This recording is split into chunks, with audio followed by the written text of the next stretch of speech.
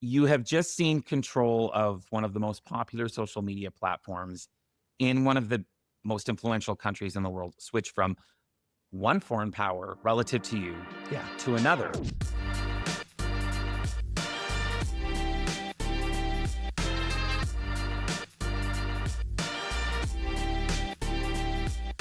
Hello and welcome to another episode of the BetaKit podcast. I am Douglas Saltis, editor-in-chief of BetaKit, and there has been so much happening in the world of algorithmic media so far to start the year that it was worthy of a pod.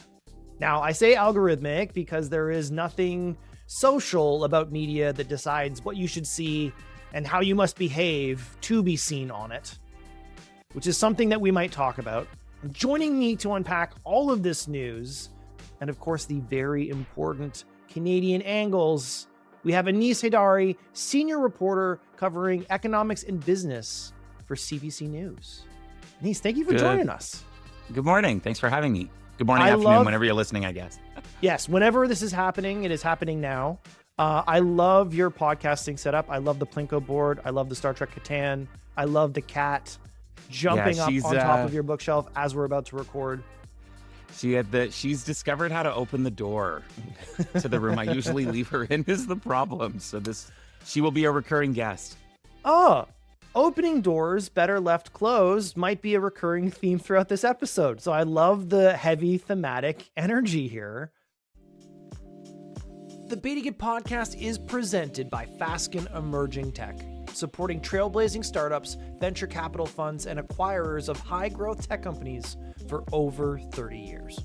If you're curious about the health of Canada's tech M&A scene, well, you've found the right podcast, but you've got to check out Exit Insights. It's a first-of-its-kind report from Fasken's Emerging Technology and Venture Capital Group that analyzes private M&A activity among VC-backed and high-growth tech companies. You'll learn how buyers and sellers are maximizing value, minimizing risk, and navigating one of the most vibrant tech ecosystems out there. Download your free copy of the report at fasken.com/en/techdealstudy and let them know that BetaKit sent you. I think I want to get started with, I think the biggest news relates to what's going on with TikTok. And there's two components to this. There's what's happening to TikTok in the US, and there's what's happening to TikTok in Canada, or what might happen to TikTok in Canada, what Canada is doing about TikTok. Let's start with the former. Earlier this week, a majority American-owned joint venture announced that it will operate TikTok's US business, which is going to allow the app to avoid a ban. Was predicated effectively on Chinese ownership. Importantly, several of the key investors are affiliated with Donald Trump or Donald Trump supporters, Donald Trump being the person that initially floated the idea of a ban of TikTok in the US around 2020, and then it picked up steam under the Biden administration. We can get into the specific details of who is involved. Larry Ellison is one of them. His cloud computing company, Oracle, is going to hold about a 15% stake. You've got also the family office of Michael Dell, a couple other Trump supporters. And it looks like TikTok's Chinese parent company, ByteDance, is going to hold just under 20% ownership. Lots of details we can get into about how this sorts out and maybe where TikTok goes forward from this. But I just want to maybe start for people maybe of a generation of this podcast listener audience who aren't necessarily on the ticks and the talks every day. Why is this deal happening in the first place? Beyond Donald Trump asking for something, what is the meta predication to changing the ownership structure of one of the fastest growing algorithmic media apps in the world? I mean, there's a lot of politics involved here. And the whole thing started, you mentioned there was Trump and then Trump 1.0 really, and then Biden and then Trump 2.0. But it seems like a lot of this was rooted in a fear of Chinese government oversight is maybe the gentlest term of TikTok users, TikTok content, a lack of understanding. And I don't mean a lack of understanding in the like, whoa, that's on a computer. but genuine opaqueness around like how the Mm. TikTok algorithm works. People talking about the TikTok algorithm, I think they're really talking about how what you see is chosen and when it's chosen and how something blows up versus something just sort of fading away into nothingness. Mm. And like the whole thing seemed to start, and we're going back years here with fears of um Chinese government intervention and spying on people, to use a really basic term. And then it seems to come to a head under the Biden administration, just as he's about to leave. And Donald Trump comes back, and suddenly he's like, well, I don't know if I want to ban TikTok. I kind Yeah. of like it now. And that's where I think a lot of this deal started to come from, is Donald Trump didn't want to ban it in the same way he had been talking about in his first administration, especially because he leveraged it in his campaign. It's popular. Yes, he did note to the So press that a part of his change of heart is because he got to use the app. right um, so there yeah, was. Oh, sorry. Go ahead. I mean, you're talking through the political component quite well, but I want to take a step back to what you were speaking to, of this mess of both the algorithm, and then you said it explicitly. I should have off the top more clearly, the predication of the national security concerns here. And I want to talk about the algorithm. I want to talk about the national security concerns, and maybe even try to, as best we can, put a bullet in whether or not there's a one-to-one overlap of those two. Obviously, you have a very popular application speaking to a very young demographic, majority Chinese ownership and control, as you see in North America, happening in Canada right now. News just broke this morning that Trump says he's going to impose 100% tariffs on Canada just because we're signing trade deals with China. It is generally verboten to see Chinese products, Chinese business deals in North America, particularly in tech. I think for spying concerns, there has also been speculation. I don't want to call it confirmed reports, that this whole app is just one giant psyop, and the experience of the content that people in North America get is different than you would in other countries, possibly designed to dumb us down, or of a political nature, drive high polemics on either side. Yeah, How and much I is mean none just the of fact that China is behind this, and how much is it leading into, because again, you're saying the algorithms are closed boxes because it's an algorithmic act. It's not like it's social media where you can kind of see the likes and the behavior. Everyone is being Clockwork Orange, fed into their eyeballs a different content stream. It's very hard en masse to evaluate the impacts of that. I guess I'm now trying to separate these, tying them right back together. Can we get on the scale and try to understand how much is China, and then how much is the fear of China using obfuscated tools? it's really hard to say from a reported perspective, Mm. because almost none of this has been confirmed, but there's many correlations of elements that certainly raise eyebrows at best. And it's not the first time that sort of a fear of Chinese technology companies has come up, right? I won't get into the weeds, but we heard discussions about Huawei Yeah. technology that had very similar aspects to it in Canada in years past. The idea that a Chinese manufacturer or a Chinese corporation is manufacturing or creating technology that every person uses in our jurisdiction, whether it's Canada or the United States here, um, raises these concerns, but there's never a lot of proof. And I don't even know that you Mm. could say there's a lot of smoke at times. There's a lot of talk about smoke, but the actual evidence of it is also really unclear. But if we look at TikTok, I mean, it does influence culture. It moves what people talk about, both socially and politically. Mhm. So if there is an idea that a foreign agent that has its own economic, political, and Yeah. whatever objectives you might Mass say, distribution platform of yeah. propaganda or whatever. Yeah. And is it propaganda? I mean, I that's not something I can say, but it certainly is or at least in the United States, was a Chinese-owned company that directly influenced what millions of people saw and really what they talked about. And that would bleed outside of TikTok as well. Mm. I work in the news business. The amount of times that we do stories that are really based on something that became popular on TikTok, I've lost count. And That's that's not a interesting. bad thing in itself, but who's influencing what's popular on TikTok? Now, the Chinese government has always said, well, we're not doing that.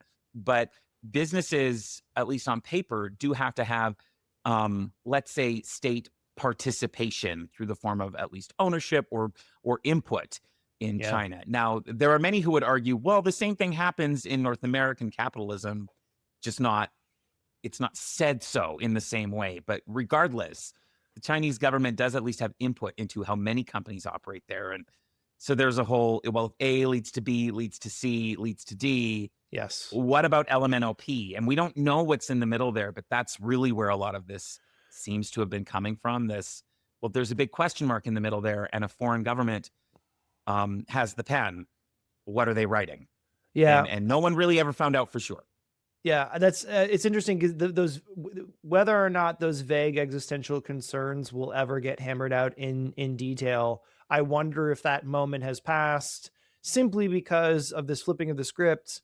I want to. I think it's, as a Canadian in this moment, very important to put in contrast the existential concerns over what China might be doing to our youth through the media and the new ownership structure of at least the U.S. business of TikTok and their relation to U.S. political leaders. I'll go Well, through some and of the structure here. So obviously, again, we said that this was all kicked off. This was ideated by Big Daddy Trump initially in 2020, and then in I think 2024. President Joe Biden signed a law demanding that ByteDance sell TikTok or face a ban in the US. I think the app eventually was down for like 12 hours and then yeah, just there kind was of this sit. period where everyone was like, goodbye to you. We love you. Yes. TikTok's gone from the States. And then it came back real fast. And there was a lot of like, well, sup? Yeah. And Kind it's of just been video sitting in stuff. legal limbo. And Yeah. it's weird because on the app stores, I think Google and Apple and both had, I think, legal responsibility required to take down the app off their app stores. And then it's just been sitting there, which is so weird.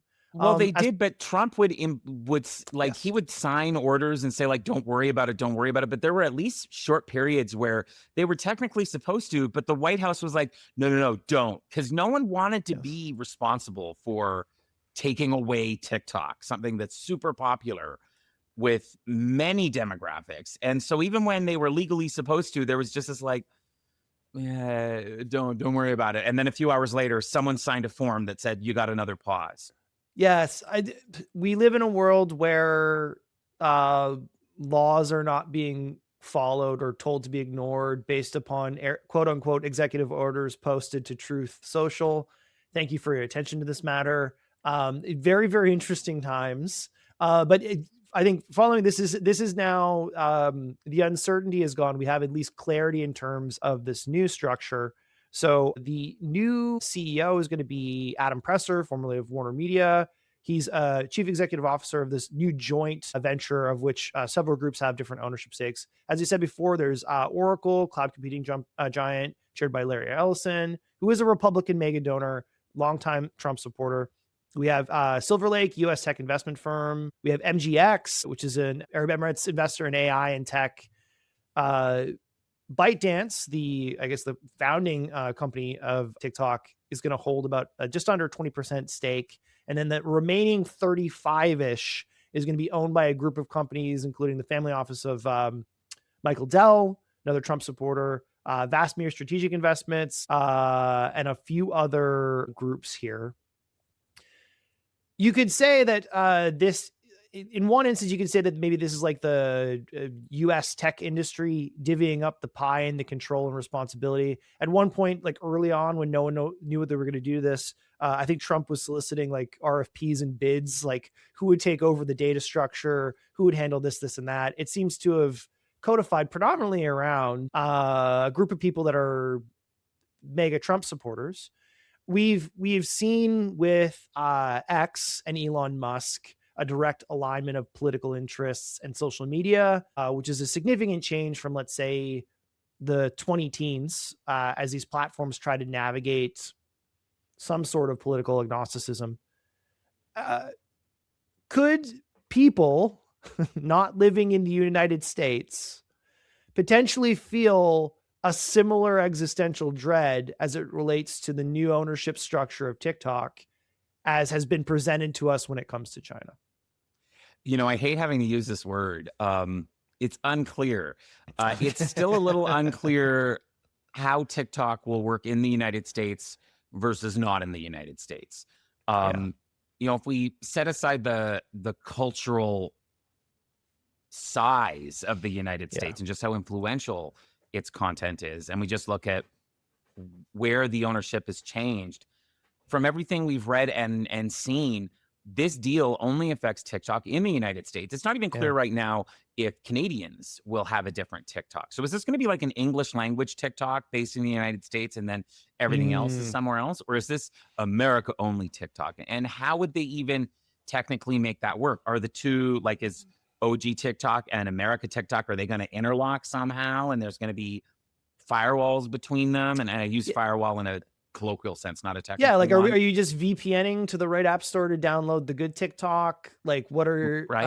And which one like, is the good TikTok? We haven't yes. really seen yet. But then the other side is, you know, the algorithm was kind of a black box before. That's how ByteDance Mhm. protected its intellectual property. Really, it was widely regarded as some sort of secret sauce. For all we know, it just said, like, if a cat shows up in your video, forward it to 1 million people. We don't know what was Yes. in that recommendation engine. We still don't know what's in the old one, and we don't know what's in the new one, other than that it's going to be American controlled. So Yes, it's well, still a secret. there's one additional detail here that apparently the algorithm, according to the deal, will be retrained on US user data only, which will then be, quote, "protected to meet, American regulations." That algorithm will be secured in Oracle's US cloud environment, which is very, very, very, very interesting. It's also vague, right? Like, Yes. Facebook is also trained on American user data, at least in the States. Or I should not in quite the same way, but like, there's plenty of American social media companies that if I was like, well, do you think that they're protecting people? I think audience members would go, maybe.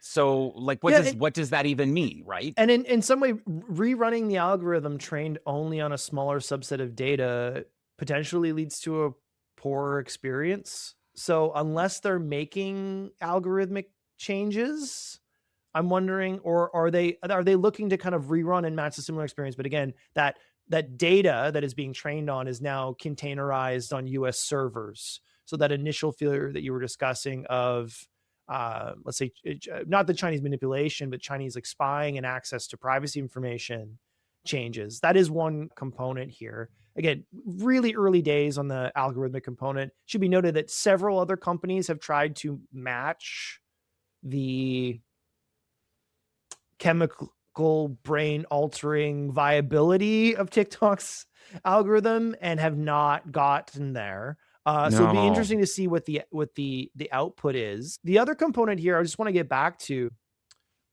I don't know if you've heard, sir, but there seems to be a change to the global world order. Lots I've going heard on. this. Yes, this has come Um, up a couple of times. come up a couple times, and I'm wondering how you feel about these changes beyond the technological, given the fraught international relations between the US and frankly everyone else. Like the point that you made of what app will the Western world get is a really good one. Um, in a moment where there are technological, like logistical considerations. And again, we just got threatened with 100% tariffs because we're trying to do a canola oil deal with China right now. Yeah, and fair to say though, a Truth Social post does not make an actual action happen. Sometimes, but Well, I've if gotten that was the real case, into pointing out, like, yeah, he said it, he didn't do it yet. if that were the case, we wouldn't have to worry about which app we were getting because we would already be part of the 51st state, right? Exactly. Here's the thing with and I hate the phrase, but it does speak to how politicians and leaders around the world have been talking about it. But, whatever a new world order might be. And I say this as a reporter who's just sort of kind of sitting off to the side, watching all of this go down. If you're not in the United States or China, you have just seen control of one of the most popular social media platforms in one of the most influential countries in the world switch from one foreign power relative to you Yeah. to another. Like, Canadians who use TikTok are not, our interests are not monitored or accounted for by the Chinese government ostensibly. And in the same way that the United States government would not, or United States ownership would not be really, like, Canadian interests would not be top of mind for them. And I don't say that to express an opinion, but just why would they be? They're not Canadians, and they're not always subject to Canadian law in the same way that we are. Yeah. So if you're sitting in, I don't know, Regina, does this make a difference for you? Yeah, it might. It probably will, because how the app works, what you see is going to be in flux. As I mentioned, we don't know, are we getting a Marrow TikTok or sticking with the OG? Well, and also, is there going to be a NATO TikTok anymore? Like, and I think two questions that we want to talk about components of this, like, is what is a middle power to do in these environments with these, not only global tech giants, but these global tech giants that are being aligned with and passed around by global superpowers, I think is a really important question. Not going to be a focus of our conversation today. Should note that Europe is launching its own social app called W to compete. So maybe that's where, we start, we're going to get in Eurovision. We'll get in the good European social Now, media. if you want to have a Eurovision podcast, I am here for that too. It's like, we can do that next time. that is being added to the calendar as we speak, sir. I will point a finger to the air, and then you can see my interview with the CEO of Gander, which is trying to remake Canadian social media. I think that's a little outside of the conversation today, but there is movement to break away from the hegemony of global social media control. But with these particular apps, I want to stick on this idea of what is a middle power like Canada to do. There was some Canadian TikTok news this week. We're always looking for the Canadian angle. This one was easy to find. On Wednesday, federal court justice Russell Zinn set aside a November 5th, 2024 order that would have forced TikTok to wind down its business in Canada. Now, this is importantly not banning the app, banning business operations. That order was sent back to Industry Minister Melanie Joly for, quote, a new further review, which allows for a decision. The judgment did not state a reason for the decision. It also doesn't appear like the feds asked the courts to do this. The courts were just like, we're taking this off of our plate. Again, this was not going to wind down the app's availability in Canada, just its business operations. I guess the question that I have initially, and then we can get into the parsing of, Canadian leverage, which will be a major subject of conversation on the back end. Why the hell did the federal court send this back to the industry minister? What is a federal court doing just saying, nah? This gets a little into the weeds of how the Canadian systems work. So it actually wasn't a surprise to see that I don't mean that the decision wasn't a surprise, but what wasn't a surprise was that the nature of it being overturned is sort of batting it back, volleying it back to the minister in this case. And it has to do with the way that the order was issued in the first place. Like, it wasn't a law that was passed in Parliament. It was, I believe it was an order in council. Don't for sure quote me on that, but it was basically a ministerial order made at the time. And this is a couple of years ago. It wasn't Melanie Joly at the time. No, but her office ordered this, and TikTok said, yo, what? Yes. They did comply, at least in the interim, from what I understand. But they went to court. And so it's normal for the court to say, rethink this and send it back to where the decision was originally made. We don't have a lot of detail as to what the court thought was sus about this, or if they thought anything was suspect about it, because the judge didn't give reasons. So to be honest with you, it could be that someone didn't do the paperwork right, that there was a process that wasn't followed correctly, as opposed to the reasoning being bad. It could be vice versa. We don't really know that at this point. Okay, I think it's very helpful context to note that there are a variety of reasons through which a federal court would send back a decision to the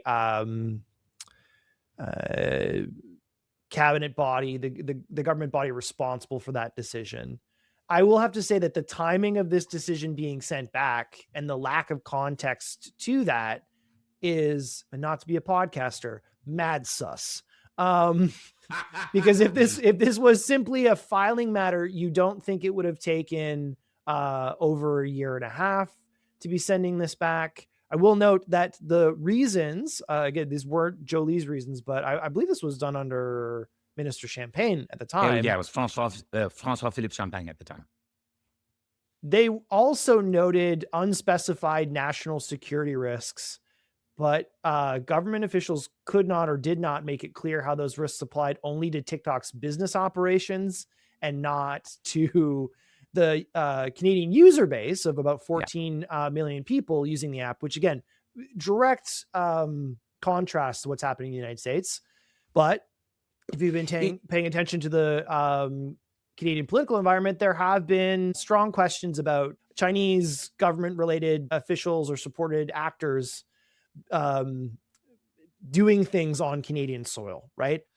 It was very confusing at the time when they banned it. It was very confusing at the time when they banned it. Champagne wouldn't say why, other than that whatever was happening with TikTok staffers in Canada and in their offices was, I think his exact quote was injurious to national security, or it might have been in the order. I was reporting on it at the time, and we were like, so the people working here can't work here. Yes. But I can still use their product. And you just sort of got to like, yes, don't worry about that. Carry on. National security response. And we never found out more. Very, very broad, very vague. I also note on because I did make great hay about the fact that that order didn't reflect usage of the app. There is also a proposed class action lawsuit in Canada over accusations TikTok misused the personal data of people who downloaded the app, including children. So there are a variety of mechanisms going on right now, questioning both sides of this. I guess, as a follow-up, and we'll kind of close and we'll jump to our second algorithmic topic. What do you expect to come from this, given the US judgment now? And is it a national security judgment? Is it a technological and privacy judgment, or is it, again, the political consideration given US relations with everyone, including Canada, being quite fraught? This one's really tricky to look into a crystal ball with, because it doesn't impact everyday users in an immediate sense, right? So there's the domestic politics, and this is sort of analysis from me here. No one's really been saying this directly, but the domestic politics are quieter on it, because the government doesn't have to worry about, like, will a few million people get mad that Mark Carney took away TikTok from them? No. But also, TikTok did, at least seemingly, seem to wrap up quite a bit of its operations in Canada. Yes, and shut down some funding for Canadian arts funding, things like that, making as big of a stink as they possibly could. Yeah, it pulled out a lot of its money from here anyway. So given that this decision is not a final, like, no, you can for sure keep hanging out here in Canada, it's let's send it back to the minister to decide again. And I will say, typically when any court sends an order back to the minister to reconsider, it's not like the minister just comes back and is like, no, we're doing the same thing over again. Like, they do typically make changes. We often don't know what those are. And like I said, it might be paperwork changes. We don't know. But then when you bring in this whole aspect of how will the US feel about it if Canada backs off of forbidding something from, or a Chinese company from operating here? Will they even care now that the US has its own TikTok? It feels a bit like when that story came out, there was oh yeah, I forgot about that. And are they going to do anything more with it? I'm genuinely not sure. I'm sure that there will be legal follow-up in some way, because often governments don't want orders that they've made, especially around national security, to just Mhm. sort of stay in limbo in this state. But the stakes actually feel weirdly lower functionally, because TikTok has pulled out a bunch of stuff from Canada. I doubt that they would want to bring any money back in unless they felt certainty.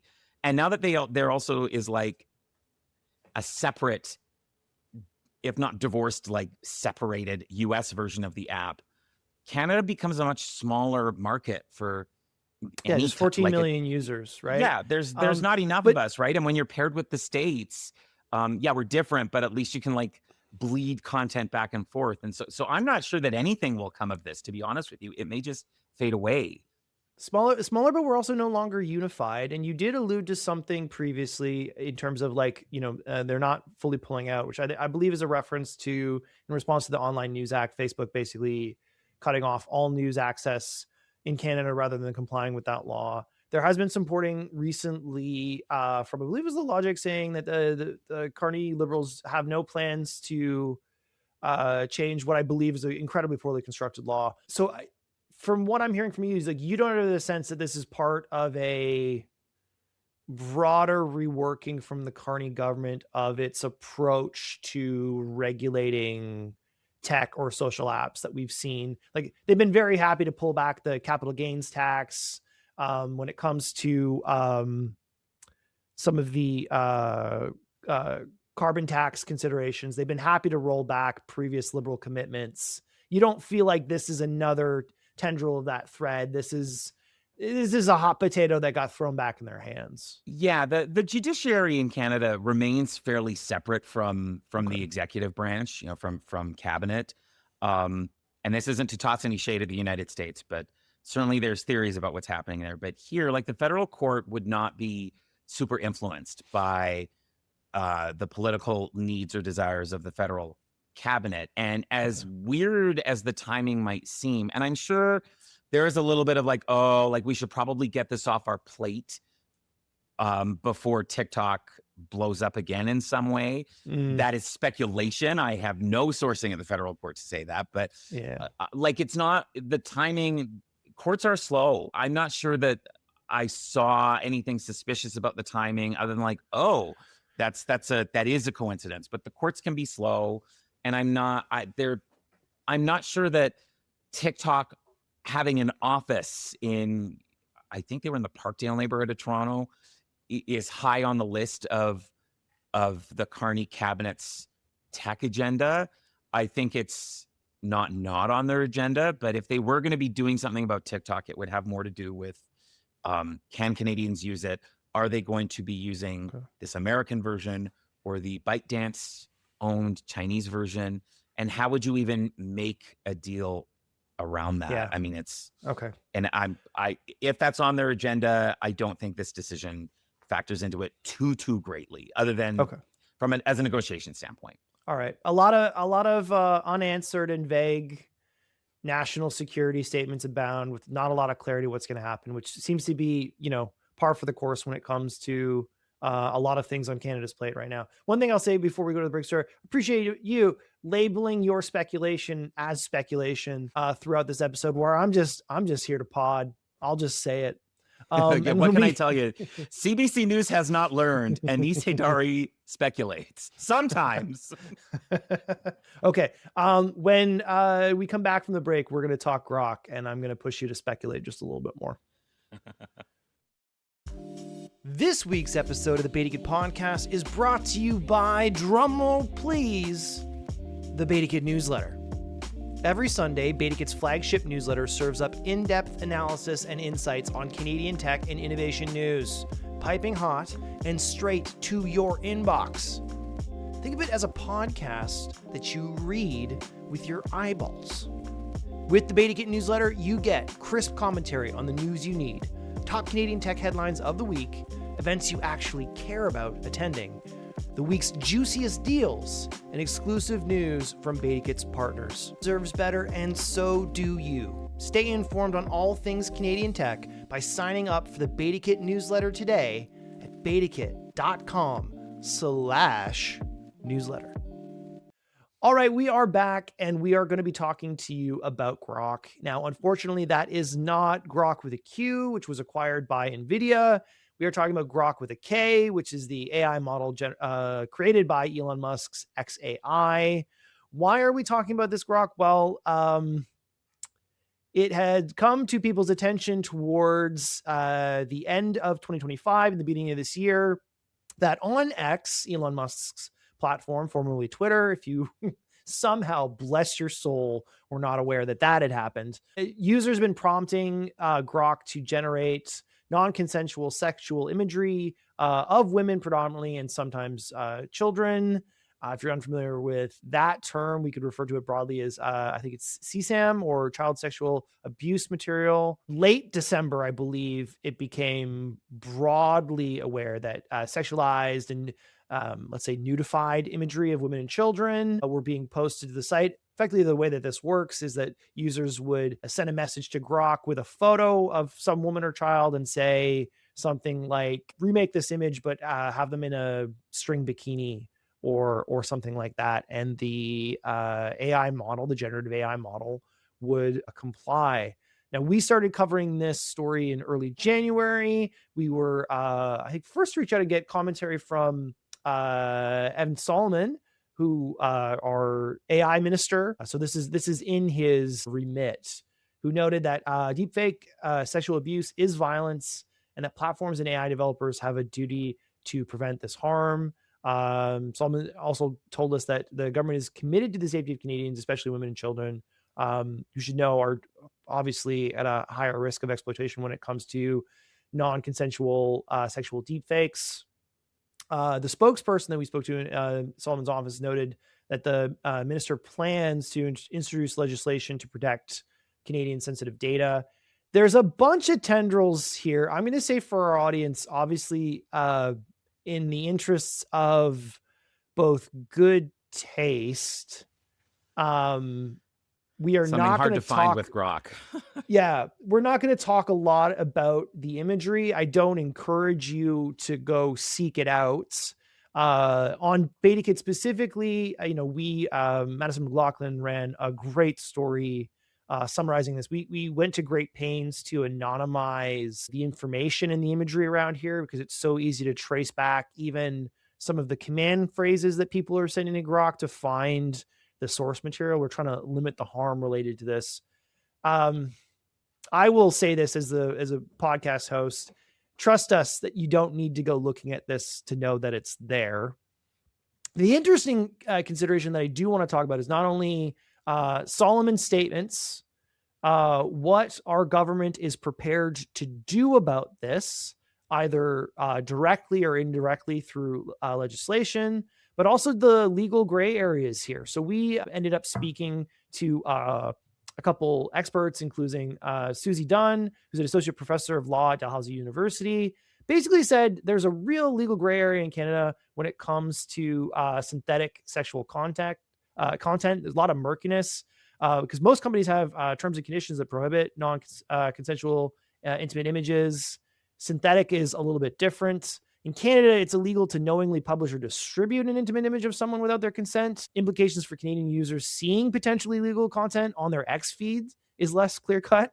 So if you're just scrolling through, seeing what Elon wants to show you in your algorithmic media, it's a little unclear as to what your level of legal risk would be relative to saying having similar images on the hard drive of your computer. And that was happening to people quite a bit, right? There was a real chunk of time where you were just scrolling and surprise was showing up to you on X because Grok's replies were quite popular. To the best of my ability, when I am still on X, predominantly to, follow tweets around Raptors games, do not use any of the algorithmic options. I don't use the for you. I use the timeline. And even in that timeline filter, now you have to manually tell it to show me people that I'm following by timeline, not their own choices. The enshittification process of controlling what you see and how to boost certain things for financial gain or performance is just omnipresent. But even in that process of just seeing people that I follow in the order in which they posted, it very quickly became aware that this was a thing.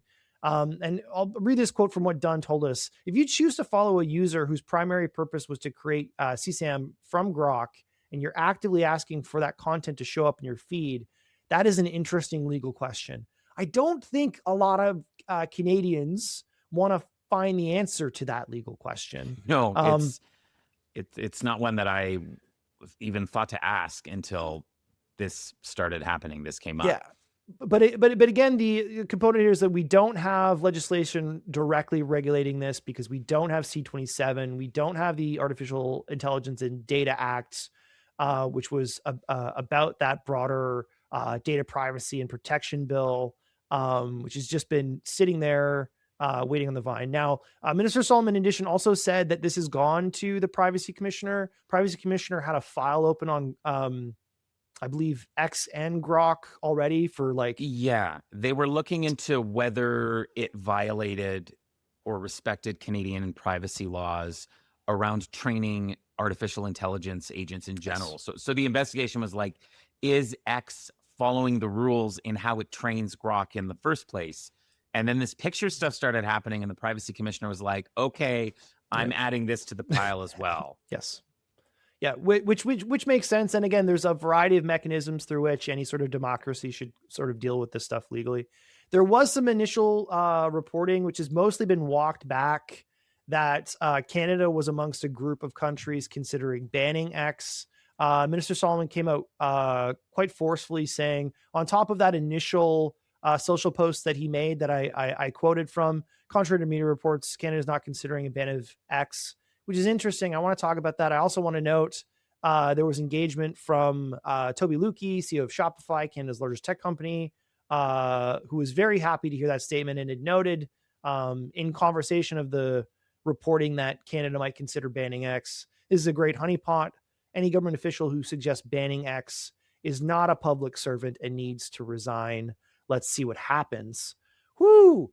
Okay. Again, stepping aside from the conversation of the content of the material, I want to get back to this idea of what is a middle power to do and what sort of leverage Canada has in regulating the experiences on this platform, protecting Canadians from its harm or misuse, or like this interesting conversation about Canadian tech leaders' influence on policy parallel to what we're seeing in the United States. But let's go back to that initial gray area.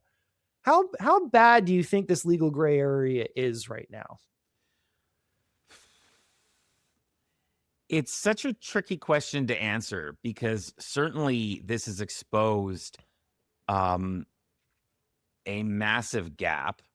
Hmm. And it's a gap that did not exist for physical material, right? Like Mhm. the laws over time were very clear on what the rules were and were not if it was on a piece of paper or a videotape or Yes.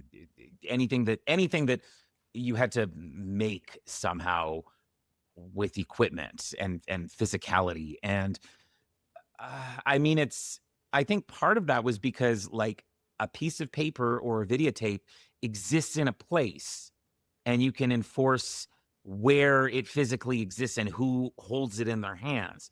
Yes. And you can't always do that with something that's digital. And even when you kind of can, it's very hard to prove like who did what and when it's entirely digital. And this isn't to say like, so we just shouldn't bother.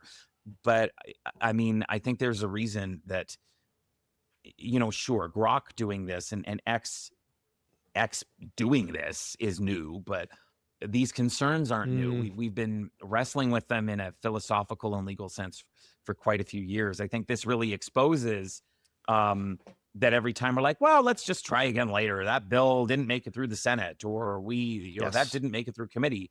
No, there's problems that are happening right now, and the era of finding someone's stash of paper or videos somewhere is over, and so there's urgency. But as for what you can do,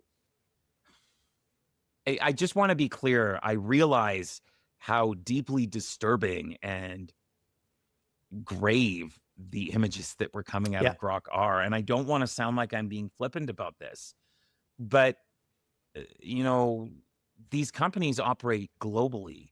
Canada does not have power or authority globally. And if we Mhm. compare to previous attempts to regulate, and I don't like the term, but everyone knows what I mean when I say tech giants, Yep. they have not really worked. They No. haven't really worked for Canada, to be sure. I would argue they're only kind of working for much larger powers like the European Union. But certainly in Yes. Canada, the last time that we tried to really use a hammer on tech companies that operate globally was the Online News Act. And Yeah. that was about something else entirely, but the idea was still content is being distributed on these digital platforms that Canada wants to remove, restrict, change, or shape. And as a result, Facebook said, we're going home. Screw you guys. Except Yep. they continue to operate here anyway. And they operate in ways that I think it's fair to say the Canadian government did not, at the time at least, the Trudeau government did not want to continue. There's still, air quotes, news content on Facebook. Yeah. Well, in ways that benefit them, right? So that news content is like influencer posts or what's going on with the next Marvel movie, but nothing that actually like informs Canadians about local activities, No. their democracy, or anything of public service, right? And Facebook was explicitly not concerned. I Yeah. don't want to ascribe emotion to them, but like there was very much a vibe of, okay, we're just not going to do that. No, there were several times that Facebook was called to testify before various Canadian government bodies and failed to show up in any meaningful way. So that's on Yeah. the record. So if the federal government decided to do something about X, um, and X was like, no, what is the federal government going to do? Tell Elon Musk he can't enter Canada? Tell Canadian users they can't use X? Tell Canadian citizen Elon Musk that he can't enter Canada. Yes, that's right. Yeah. But like even if Solomon hadn't said that he wouldn't ban X, let's say that he did. You guys will find a way around it. There's VPNs, there's backdoors, heck, there's front doors half the time. It's quite hard to enforce those sorts of things. Yes. Now, I'm not implying that the government was considering that. Well, even as a counterfactual, it's got to cross their mind in terms of their options, whether or not they're seriously considering it, right? Yeah, but it's a bit like telling my cat to stay out of the living room, like she's not gonna. Yes, but so this is important, and you're getting to an anthropomorphization of your cat, but also you said the magic word before when you applied agency to Grok doing this that I want to get to. We have got a couple buckets here. We've got you were talking very eloquently about all of our laws were written for things that happened on paper.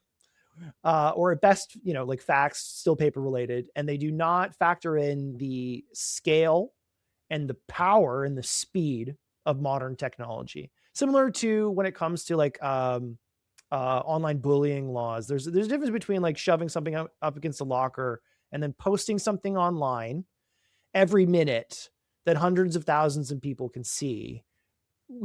Our laws don't factor in the modern digital experience and the power of those tools. The other component here is because of how these things are being generated, it's not like X launched a feature of, hey, here's our CSAM feature. Send us an image and we'll send you child sexual abuse material. They have created a black box generative AI tool that responds to prompts in a variety of different ways.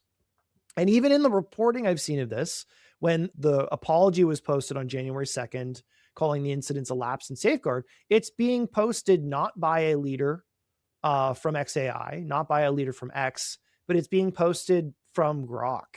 And I've seen attribution in the media of Grok apologizing, which is difficult for, I think, a non-sentient digital tool to do.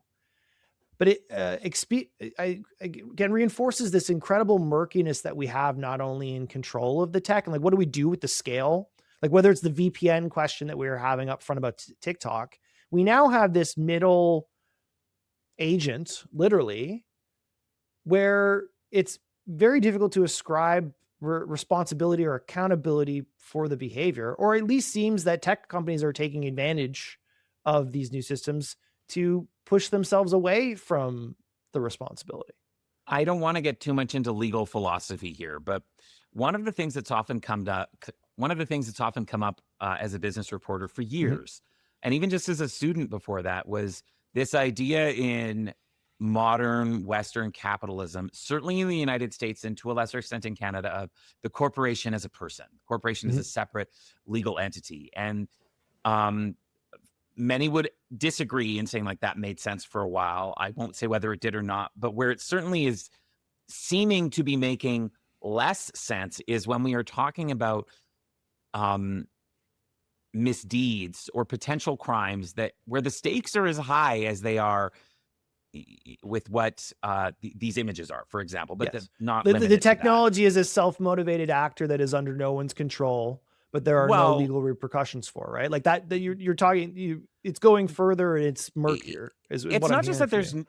it's not just that there's no legal repercussions. It's that, like, if we talk about CSAM, sexual abuse Mhm. material involving children, those that creating that, distributing that is considered such a heinous crime that like people are imprisoned and strictly punished and Mhm. socially tabooed, rightfully so, in ways that torpedo their lives because they have torpedoed the lives of people around them. And a corporation can't feel that, right? For it's always dollars and cents there. It has to be because they're not actual people. They're legal people. So the punishments Mm. and mechanisms that we've set up to prevent these things from happening with the threat of punitive action, those are threats of punitive action that create fear in humans, in people who have to live their lives. And when Yes. people don't have to do this anymore, or even if they do, they can't really be held responsible. Where is the line? I guess so. Grok can't be Grok can't be put scared in prison. straight. Yes. Yeah. Can Elon Musk? Maybe, but would Elon be held responsible? Would the shareholders be held responsible? Would the engineers who wrote Mm. Grok be held responsible? Probably not, because that blame is so diffuse. And which person is responsible for Grok choosing to generate the image of whoever? I don't know. And the law Yeah, doesn't know well, either. I would say there are parallels in the law right now where if a transportation company puts out a train or a truck that is so flawed in its design that it just randomly starts killing people, there will be ultimate responsibility there. But I also completely hear you, and we're seeing this happen in parallels with other generative AI systems where OpenAI has been sued in civil cases by the families of individuals who have died by suicide because of the messages that have been reinforced through those systems. That's a little bit broader. It's interesting here that Elon Musk posted that users instead of XAI and the Grok chatbot would bear legal responsibility for this illegal material generated through prompts, and the offenders would be banned permanently. Again, there's still reports going that this is still easy to do. Initially, they paywalled it. They made it so that only verified, which are paid users, can do Don't worry, this. guys. We've gotten rid of this. Now you have to Yes. pay. Yes. Oh, As we've seen how successful X's verified and paid process has been. But I want to go back to, let's go on the other side, like the what to do with this. Incredibly well taken point that we have seen. And on this podcast, many times we've discussed whether it is with the Facebook and online news, whether it is with Google and their very broad antitrust cases, whether or not Canada as a independent middle power country has any leverage to legislate not only these global tech giants, but these global tech giants that have directly aligned and integrated themselves with global superpowers like China and the United States. Very difficult to do beyond the important questions you were raising about what sort of laws could we make that would find and attribute the responsibility and modernize our laws, right? There is the how do we make good laws? And then there's like, do we have any capacity to enforce this? And yet, Minister Solomon has come out and said that deepfake sexual abuse is violence, and that platforms and AI developers have a duty to prevent this harm. So what is currently on Minister Solomon's docket? What should Canadians be expecting our AI minister to do to forward this beyond updated AI legislation or the in that statement, Bill C-16, the Protecting Victims Act, which aims to expand laws banning non-consensual distribution of intimate images, including some of the ones that we're talking about here. Like what should Canadians be broadly expecting of our mechanism to engage with these super weighty topics, which are truly beyond the scope of a Saturday morning recorded podcast?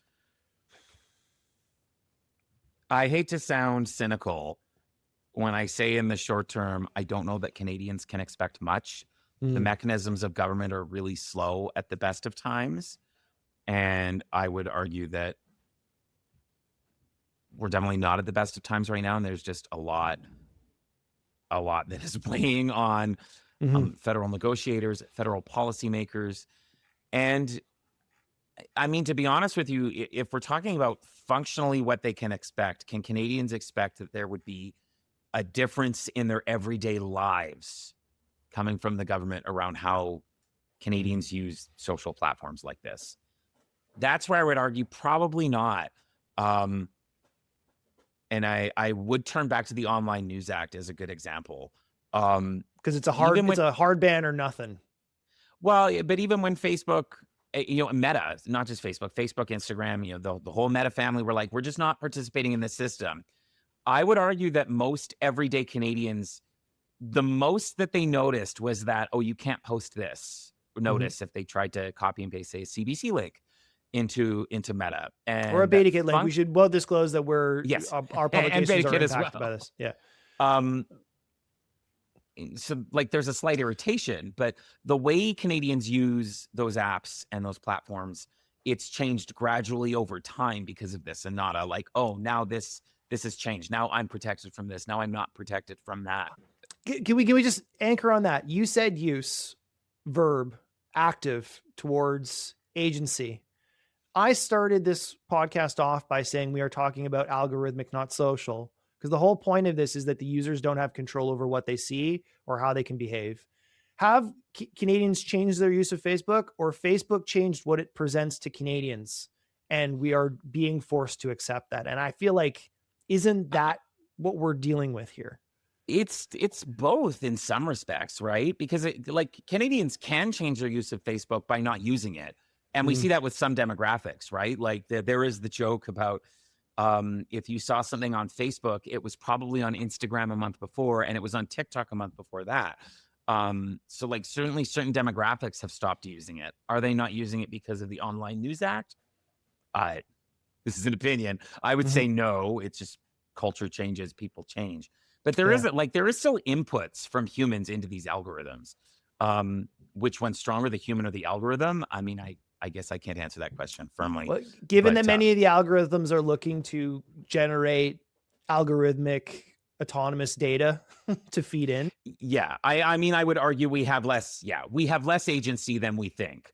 I just don't want to imply that there's no agency at all. And then the other thing is there's so few Canadian users interacting with these algorithms compared to the rest of the world that unless you put Canada onto an island that has no connection with anywhere else, I still am not sure Canadians would see anything different, even if the federal government stepped in quite broadly. Then the other aspect is also how Canadians respond, and that's the politics of it, right?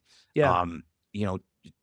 Toby over at Shopify has his perspective, but I would argue that it's one that's shared by, I couldn't say a majority or a minority, but certainly many Canadians that keep the government out of what I consume and what I do on my computer.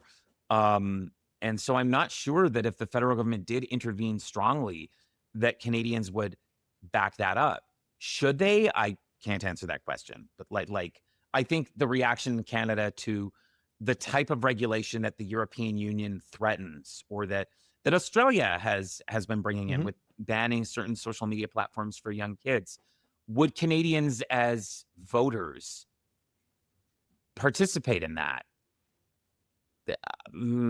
I would not argue that it's the top answer on Family Feud. Survey says maybe for me on that one. Yeah, we've got a lot of difficulties here. I want to kind of summarize them.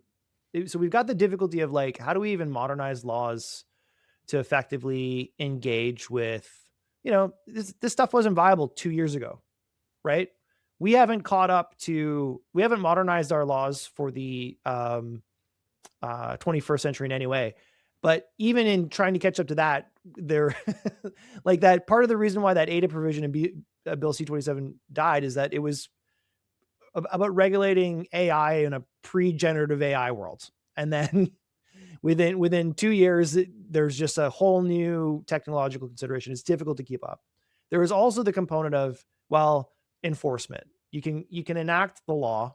How are you going to enforce it or get people to follow it in an effective way? And then there is the difficulty of like, well, those the two options. Then, if those are failing, are Canadians going to make the choice to stop using these tools? What alternatives do they have? Are they constrained, by need because these platforms have replaced broadly other services or the rest of the internet? And then there's the government just saying, well, ban Hammer. The ultimate decision then is to remove its use. And as you noted, to Toby Lutke's quote here, he is directly saying any government official who suggests banning X, is not a public servant and needs to resign. Tying this back, maybe we'll close for, the focus of this podcast and the focus you're reporting in that business and economic context. Are you seeing that as a cultural efficacy consideration, or again, another indication that North America's business leaders are very, very closely aligned to how tech should be regulated?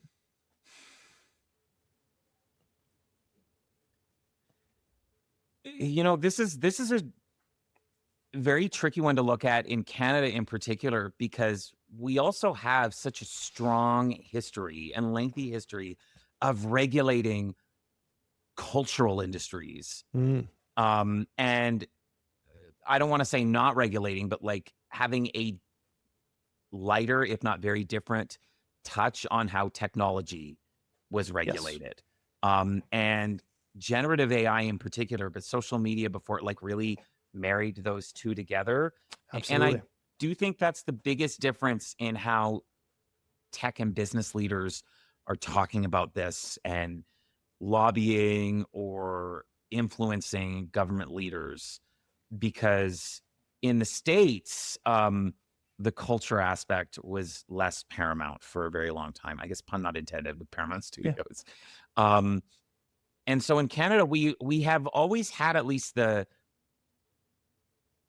don't want to say the specific legal structures, because as we've said, like the laws themselves don't match up with what's happening right now. Yeah, but legal structures are like policy enforcement, right? Let's say government intention and dollars spent towards, the like idea, the structural idea of we regulate in Canada how much stuff that you consume and view and interact with is controlled by us, regulated by us, policed by us, or supported or protected, right? Like we have a concept of CanCon. There is no equivalent US concept of AmericaCon, because I think there comes with an expectation that American content and culture is consumed around the world. Now that we are in a moment where the world order is changing and some of the default assumptions are not there, but we've certainly operated in an environment of trying to carve space for Canadianness. It's interesting because we've been talking about this particular app causing this problem is owned and operated and financed by a Canadian citizen. I mean, Elon is what even is Elon in terms of where he's from anymore? He's a mishmash.